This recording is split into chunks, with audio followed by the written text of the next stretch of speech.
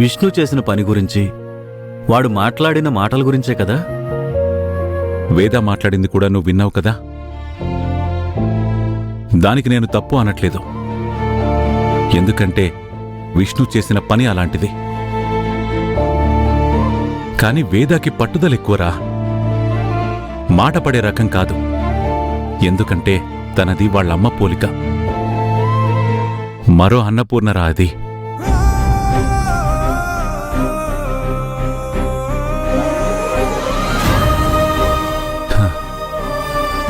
తిడితే తిట్టుకోండి, కొడితే కొట్టుకోండి అని చెప్పి విష్ణు దులుపుకుని వెళ్ళిపోయాడ్రా. కాని ఏం చేయాలో తెలియట్లేదు. ఏమవుతుందో ఇది, ఎక్కడి వరకు వెళుతుందో అని భయం మొదలైందిరా. అనయ్య, నువ్వు అనవసరంగా ఏదేదో ఊహించుకుని భయపడొద్దు. అలా ఏం జరగదు. చిన్నపాటి మనస్పర్ధలనేవి ఈ రెండిళ్ల మధ్య ఎప్పుడూ ఉన్నవే కదా. అన్నపూర్ణ, లలిత అంటే వేర్రా. వాళ్ల మధ్య దూరం ఉన్నా అది మనకి తప్ప బయటి వాళ్ళెవ్వరికీ కనిపించనివ్వరు.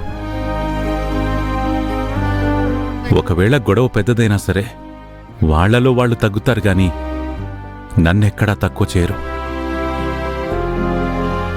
కాని వాళ్లకున్నంత మెచ్యూరిటీ పిల్లలకెక్కడి నుంచొస్తుందిరా? అన్నపూర్ణ, లలితల మధ్య ఎన్ని ఉన్నా ఏమనుకున్నా వాళ్లు మాత్రం అనుకునేది ఒకటే కుటుంబమని. కాని పిల్లల దగ్గరకొచ్చేసరికి అది కనిపించడం లేదురా. ఒక్కటే కుటుంబం అనే మాట వరుసకు కూడా వినపడటం లేదు. అనయ్య, వాళ్ళు పిల్లలు, పెద్దవాళ్లకుండే మెచ్యూరిటీ వాళ్ళకుండదు అని నువ్వే అంటున్నావు కదా. అంచేత వాళ్ళలా మాట్లాడుతున్నారు. విష్ణు గురించి మనం కొత్తగా మాట్లాడుకోవాల్సిన అవసరం లేదు. వాడి తత్వం ఎప్పుడూ మనకు తెలిసిందే కదా. ఇక వేద అంటావా, తనకు జరిగిన అవమానం వల్ల వచ్చిన బాధతో అలా మాట్లాడింది. కానీ తనకి వదిన మీద ఎలాంటి కోపం, ద్వేషం ఉండదన్నయ్య.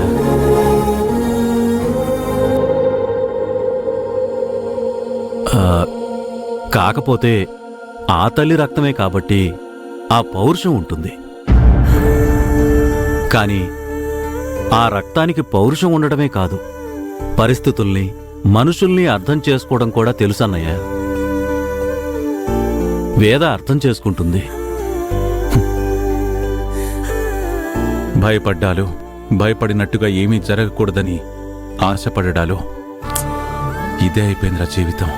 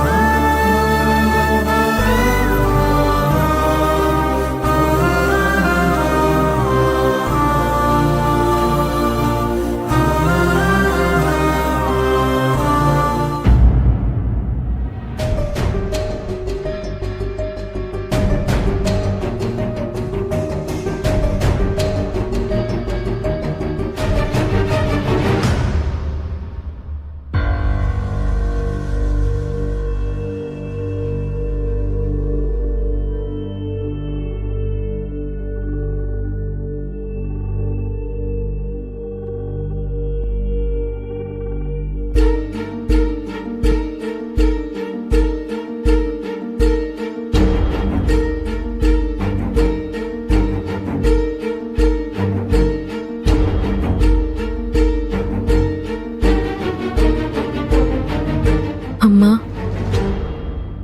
నేనొక మాట అడుగుతాను, సమాధానం చెప్తావా? నేనిందాకలా మాట్లాడడం తప్ప అమ్మా? బాధలో మాట్లాడావు కాబట్టి తప్పని అనలేను. కాని తప్పు ఒకరు చేస్తే ఒకరిని తప్పు పట్టడం కరెక్టు కాదు అనిపించింది. కరెక్టేనమ్మా, కాని కోపంలో ఎందుకో అలా వచ్చేసింది. అందుకే ఆవిడ్ని కూడా అనేశాను, నాన్నని కూడా బాధ పెట్టాను. నువ్వేంటో మీ నాన్నకు తెలుసు, అన్నపూర్ణ ఏంటో నాకు తెలుసు. నువ్వు ఏ పరిస్థితుల్లో అలా మాట్లాడావో నేను నిన్ను అర్థం చేసుకున్నప్పుడు అన్నపూర్ణకి అర్థం కాకుండా ఉంటుందా? కానీ ఎందుకు విష్ణుగాడు అలా ఉన్నాడమ్మా? ఎందుకు వాడికి మనమంటే అంత కోపం? నీకు తమ్ముడు పుట్టిన కొత్తల్లో వాణ్ణి నేను ఒడిలో పడుకోబెట్టుకుంటే నువ్వు ఏడ్చేదానివి, నేను పడుకోవాలి అని. ఎందుకు అంటే? అప్పటి వరకు నేను నీకు మాత్రమే సొంతం. తమ్ముడొచ్చిన తర్వాత వాడిని దగ్గరికి తీసుకుంటే నేను నిన్ను దూరం పెట్టేస్తానేమోనని నీ భయం. అది తెలియని వయసు కదమ్మా. విష్ణుగాడిది కూడా అంతేనే. కాస్త వయసొచ్చిన తర్వాత నీకర్థమైంది బబ్లుగాడికి కూడా నేను తల్లిని అని. మనమంతా ఒక్కటే. విష్ణుగాడికి వయసొచ్చింది కానీ ఇంకా అర్థం చేసుకునేంత మనసు ఎదగలేదు. ఆ రోజొచ్చినప్పుడు వాడికే అర్థమవుతుంది. అయితే నాకు నచ్చందల్లా ఒకటే విషయం. ఏంటమ్మా? నువ్వు చదువు మానేస్తాను అనడం. ఎట్టి పరిస్థితుల్లోనూ ఆ పని మాత్రం చేయొద్దమ్మా. లేదమ్మా, నేను ఆవిడని అలా మాట్లాడడం తప్పే, ఒప్పుకుంటాను. అవసరమైతే ఆవిడ దగ్గరికి వెళ్ళి సారీ చెప్తాను. కానీ ఈ నిర్ణయాన్ని అయితే మార్చుకోలేనమ్మా. అది కాదే అమ్మా, ఇప్పుడు నేను ఈ ఎగ్జామ్స్ రాయకపోతే ఒకే ఎరైపోతుంది. అలా అని కాంప్రమైజ్ అయిపోతే విష్ణుకిది అలవాటైపోతుందమ్మా. వేదా, ఏంటి అలా అంటున్నావు? పొరపాటైతే ఎవరైనా సర్దుకుపోవచ్చమ్మా, కానీ పొరపాటు అలవాటైపోతే అప్పుడు మనం ఇంతకంటే ఎక్కువ బాధపడాల్సి వస్తుంది. ఇలాంటి రోజు మళ్ళీ రాకూడదు అంటే నేను ఆగాలి. ప్రతిదానికి ఆధారపడ్డం నుంచి కొంచెం దూరంగా జరగాలి. అంటే నా కాళ్ళ మీద నేను నిలబడాలి. ఏంటి? దయచేసి ఒక్క విషయంలో నాకు అడ్డు చెప్పొద్దమ్మా, అర్థం చేసుకో.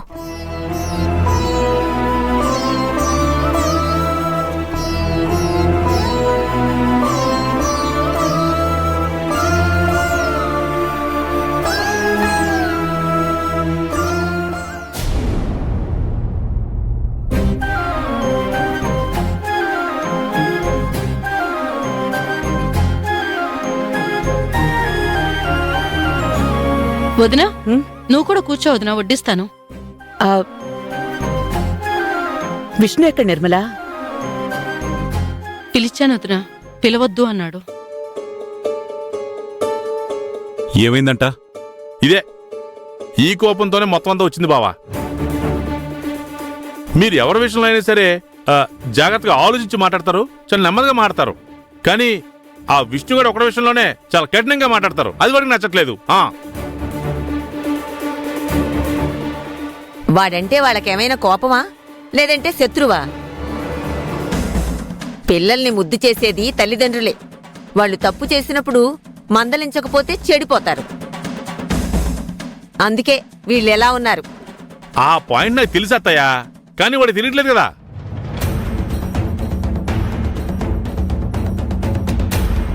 చిన్న పిల్లాడైతే ఓ దెబ్బేసి చెప్పొచ్చు, కానీ వయసు వచ్చిన కుర్రాడు కదా, చేసుకుంటే ఎలా?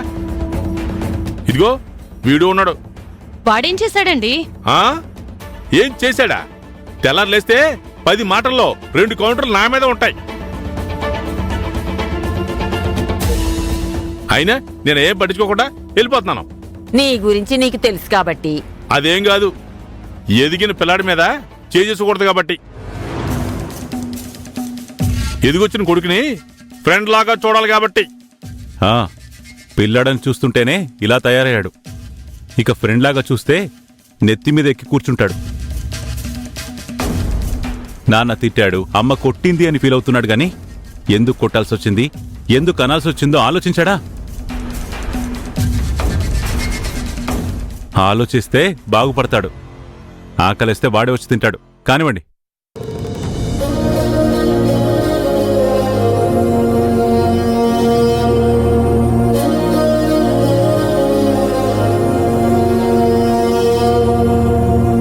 అదేంటత్తయ్య, అదెవరికి? వాడసలే ఆకలికి ఆగలేడు. వాడికి పెట్టేసొస్తాను, మీరు కానివ్వండి.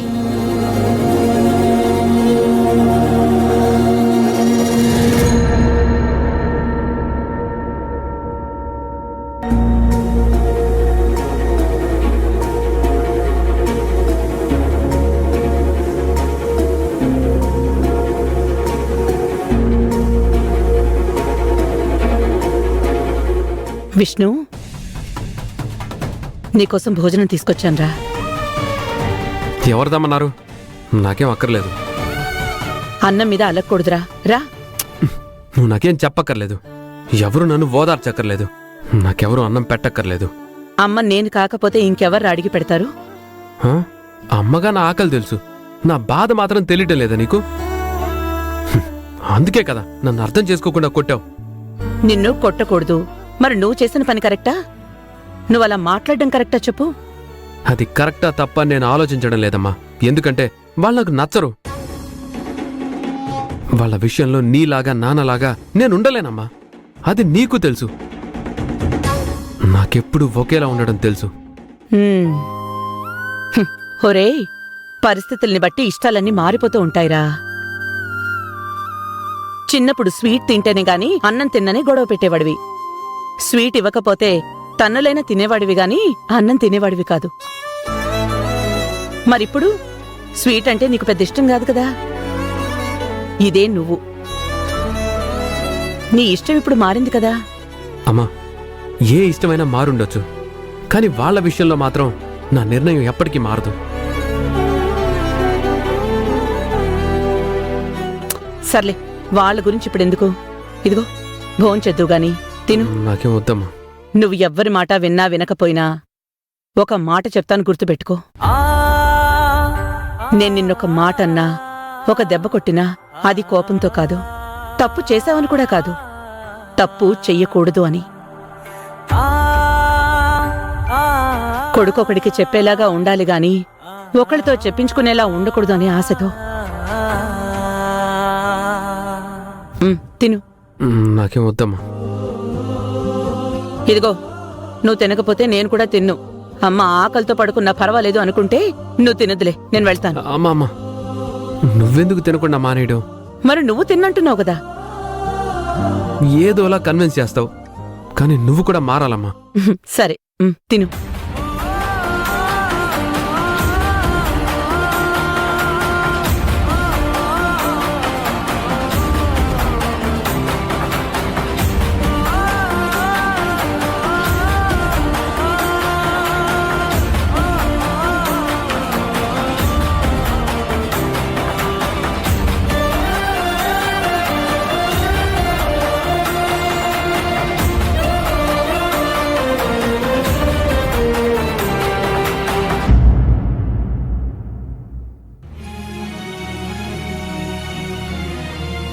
ఏమండి, వేద ఫీజు? మేడం, మీరు వేదాకి ఫీజు కట్టడానికి వచ్చారు, కానీ మీరు కరెస్పాండెంట్ గారితో మాట్లాడాలి మేడం.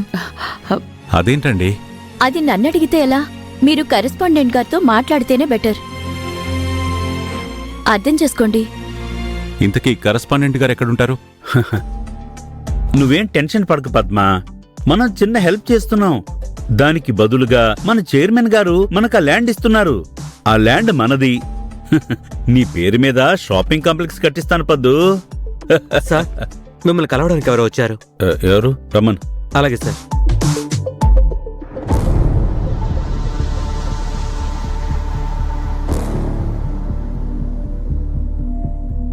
నమస్కారం. నమస్కారం అండి. నమస్కారం. మేము వేద పేరెంట్స్.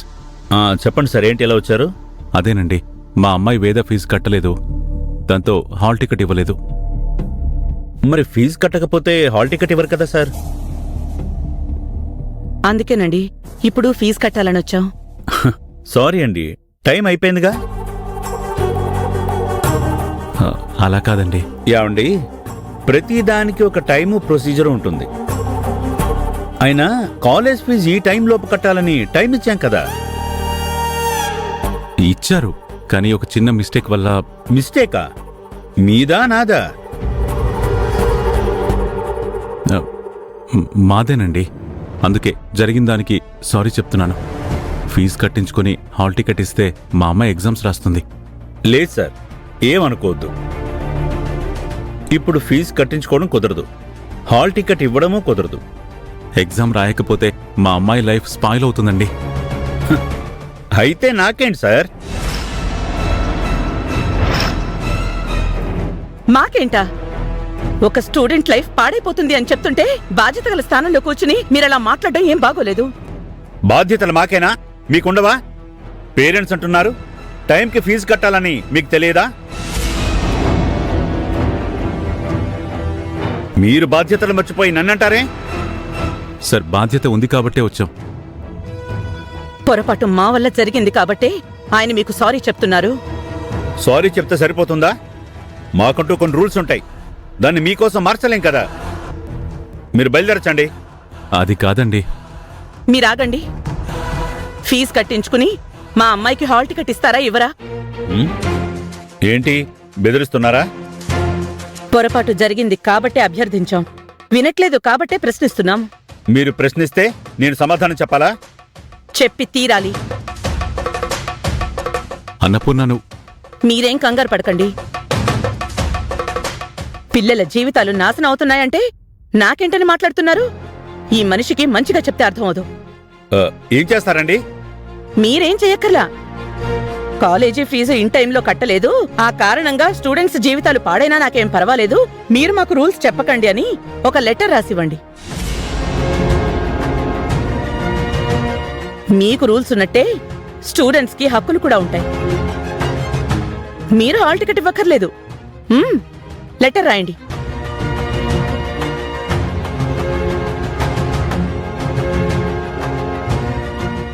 ఏంటి ఆలోచిస్తున్నారు? లెటర్ రాసివ్వండి సార్, వెళ్ళిపోతాం.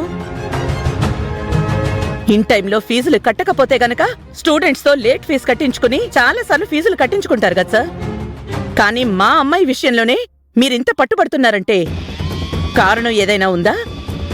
ఉంటే పోనీ అదేదైనా చెప్పండి. మీ కాలేజీలో వేదాన్ని ఒక అమ్మాయి చదువుకుంటుంది కదా, ఆ ల్యాండ్ నీకు ఇప్పించేద్దాం అనుకుంటున్నాను. మంచి కాలేజీ, ఇలాంటి కాలేజీలో చదివిస్తే మా పిల్లల జీవితాలు బాగుంటాయని పిల్లల్ని మీ దగ్గర జాయిన్ చేశాం. కానీ మీరు కారణాలేంటో తెలీదు, రూల్స్ అంటున్నారు. పిల్లల జీవితాలు నాశనం అయిపోయినా పర్వాలేదు అంటున్నారు. అందుకే మీ రీజన్స్ మీ దగ్గరే పెట్టుకోండి, మీ రూల్స్ మీ దగ్గరే పెట్టుకోండి. మాకు మాత్రం లెటర్ రాసివ్వండి, ఏం జరగాలో మేం చూస్తాం. ఏదైనా ఓకే మాకు. కాలేజీలో లెక్చరర్లకు అన్యాయం జరిగితే వాళ్ళందరికీ సపోర్ట్గా మిగతా లెక్చరర్లు వస్తారన్న గ్యారంటీ లేదు. ఎందుకంటే వాళ్ళ భయం వాళ్ళకుంటుంది. కానీ తోటి స్టూడెంట్స్కి అన్యాయం జరిగితే స్టూడెంట్స్ మాత్రం వస్తారు. ఎందుకంటే వాళ్ళకి భయం ఉండదు, యూనిటీ తప్ప. స్టూడెంట్స్తో పెట్టుకుంటే ఏమవుతుందో, స్టూడెంట్స్ పవర్ అంటే ఎలా ఉంటుందో కాలేజీ రన్ చేస్తున్న మీకు నేను చెప్పాల్సిన పనిలేదు. మేమిప్పుడు ఫీజు కట్టడానికి వెళ్తున్నాం. ఫీజు కట్టేటప్పటికల్లా హాల్ టికెట్ మా చేతుల్లో ఉండాలి. లేదంటే స్టూడెంట్స్ ఎవ్వరూ క్లాస్లో ఉండరు, గ్రౌండ్లో ఉంటారు. అన్నపూర్ణ, ఆయనకు అర్థమైంది. మనం ఫీజు కడదాం పదండి.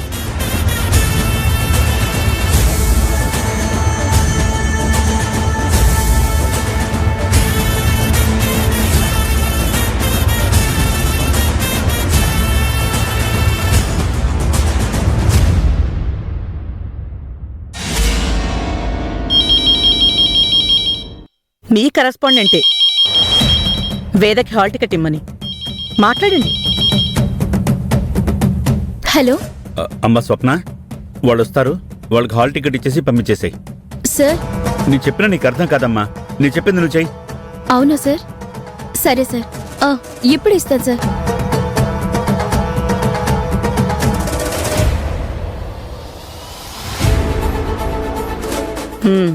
ఫీజు తీసుకుంటారు కదా, ఇవ్వండి.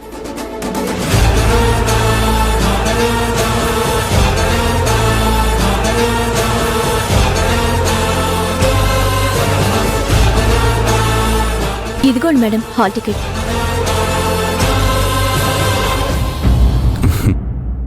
అన్నపూర్ణ, కొన్ని చోట్ల బ్రతిమిలాడడం కంటే బెదిరించడమే కరెక్ట్. నువ్వే కరెక్ట్. పదండి వెళ్దాం.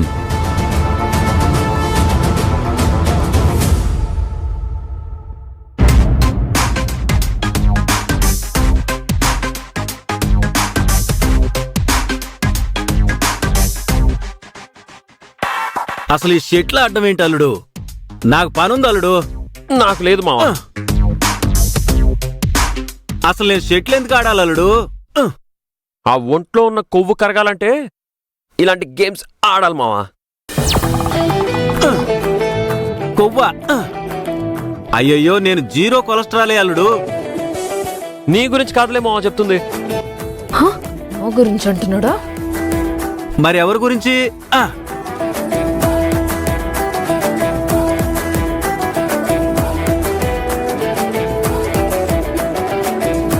ఆహా, ఎంతసేపు అయిందమ్మా వచ్చి? షెటిల్ ఆడతావా? కొలెస్ట్రాల్ ఉన్న వాళ్ళు తగ్గించుకోవడానికి ఆడతారంటున్నాడుగా, అందుకే ఆడుతున్నట్టున్నాడు. నాకేం అవసరం లేదు. మాకే ఉంది మరి కొవ్వు. అందుకే 3 ఏళ్ల పాటు కష్టపడి చదివి తీరా ఎగ్జామ్స్ వచ్చేసరికి నేను రాయనని చెప్పి కూర్చుంది.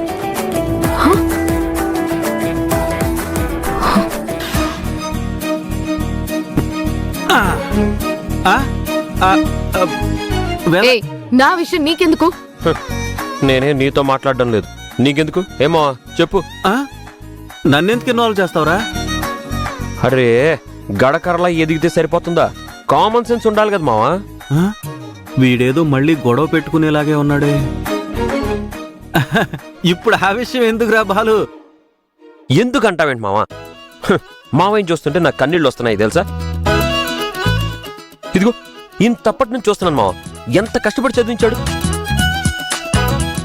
వేలకు వేలు ఫీజులు కట్టి కాలేజీలో జాయిన్ చేశాడు. అరే నా కూతురు చదువుకుంటే ఒక స్టేజ్లో ఉంటుంది, బాగుంటుందని చెప్పి ఎన్ని కలలుగానుంటాడు, ఎన్ని కలలుగానుంటాడు. రే రే రే రే, తను కూడా కష్టపడి చదివింది కదరా. నేను తన గురించి మాట్లాడట్లేదని చెప్తున్నానా నీకు? అంతగా చదవడం ఇష్టం లేనప్పుడు చదవడం ఇష్టం లేదని చెప్పచ్చుగా మావా. నాన్న నేను కాలేజ్కి వెళ్ళను నాన్న, నేను చదవను నాన్న, ఇంట్లోనే కూర్చుంటాను, కుట్లు అల్లికలు నేర్చుకుంటానని చెప్తే మా మావయ్యకి లక్షలు లక్షలు మిగిలేవి కదా మావా. వేలు ఖర్చు పెట్టినా లక్షలు ఖర్చు పెట్టినా మా నాన్న నా కోసం ఖర్చు పెట్టారు. మా నాన్న కష్టాన్ని అనుభవించే హక్కు నాకుంది. నేను నీతో మాట్లాడడం లేదు. ఓహో, నువ్వు కూడా నాతోనే మాట్లాడుతున్నావా అమ్మా? నెక్స్ట్ డైలాగ్ నీదేరా. చెప్తావా?